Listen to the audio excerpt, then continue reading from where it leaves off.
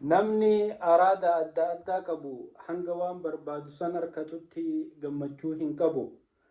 namni araada sijaaraa qabu hanga sijaaraa dhugutti ija banachuu hin danda'u, gammachuullee hin qabu.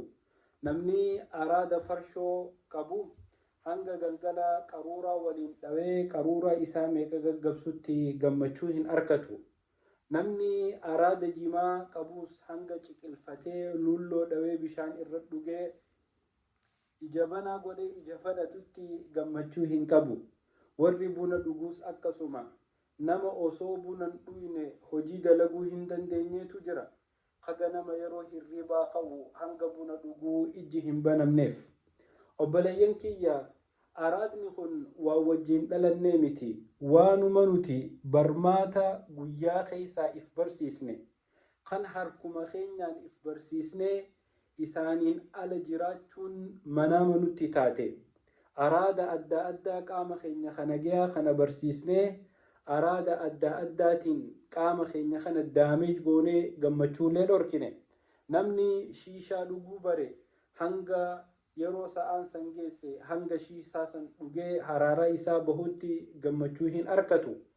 akkuma cinqiin addunyaa tanarra guutee akkuma wanni isa cinqitu samii tana gubbaa itti bu'u jirtuutitti namni araada bare waan bare san yeroo dhabe cinqata.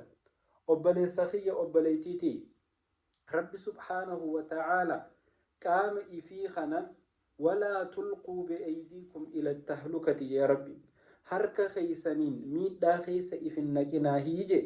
nuti aayata rabbii kana bira tarkaanfanneeti qaama keenya kana waan isaaf tahuu fi waan isaaf hin taane hunda waan adda addaa itti neynee araada adda addaa barsiisnee gammachuu silaa ilmi namaa noormaalitti akkanuma nagayaan ta'ee bishaanis dhugee arkachuu danda'u takka yoo waan adda addaa barsiisne san arkanne malee gammachuu san dhorkine. obboleeyyan kiyya, nuutu if azabu jira, nuutu harka keenyaan balaa keessa if buusu jira, nuutu harka keenyaan dhukkuba keessa if naqu jira. sijaaraan nuti dhuynu tun hangam takka numiiti, wanni ati gootu tun hangam takka simiiti, sumaa fi hamiidhaa keessa jiruutu beekaa jechuudha. tanaaf obboleeyyan kiyya, qaama bareedaa rabbiin nuu kanne akka araada adda addaatiin hin balleessine. ilmi namaa ifumaaf tokkootu gaaf tokko araada bunaa qabaa ganama subii ol ka'ee jedhee mana keessaa iyye. maal taate jee saalona keessaa iyyaa fiigee itti dhaynaan shugutii qabatee gurran na qabe, shugutii baafateetuma gurran na qabe. wallaahi yoon bunan arkanne mataa kanaan adda si facaasanaan jee. aboo akkasittiin magaalaa Finfinnee tana jirra.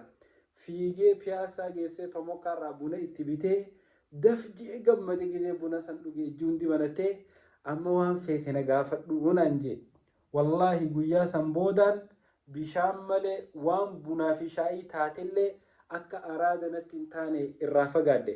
obboleessa kiyya obboleeytii tiyya, yoo araadni sadarkaa tanaan si geeyu taate, yoo ati nama shaayii dhugu malee ija manachuu hin dandeenye taate, buna dhugu malee ija manachuu hin dandeenye taate, sijaaraa aarsu malee, shiishaa aarsu malee, ciqilfatee jimaa qabu malee, farshoo irratti dhugu malee nama araada bahuu hin dandeenye, nagee arkachuu hin dandeenye yoo taate, wallaahi ati dhugumaan dukkana keessaa bahuu hin dandeenye keessa if neeytee jirta.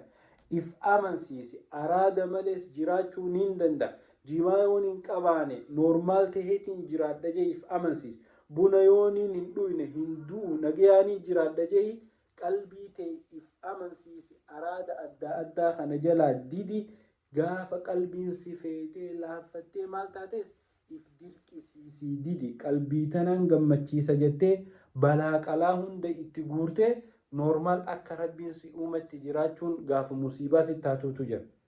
warra haraaraan adda addaa harkaa qabdu hangamta akka dararamu jiran, hangamta akka hanga cinqachuu jiran, hangamta akka hanga hiraaru jiran, wallaahi isaanumaatu beeka. rabbiin araada adda addaa jalaa najaanu haa baasu. obboleeyyan kii harkuma keenyaan akka gammachuu if hin dhorkine araada adda addaa irraa fagaadha. ilmaan keessan irraa fageessa, maatii teessan irraa fageessa. nyaataa fi dhugaatii ala wanti hafte hundi tirfiidha. rabbi subhaanahu wa ta'aalaa nageenya haa baasu. assalaamu alaikum.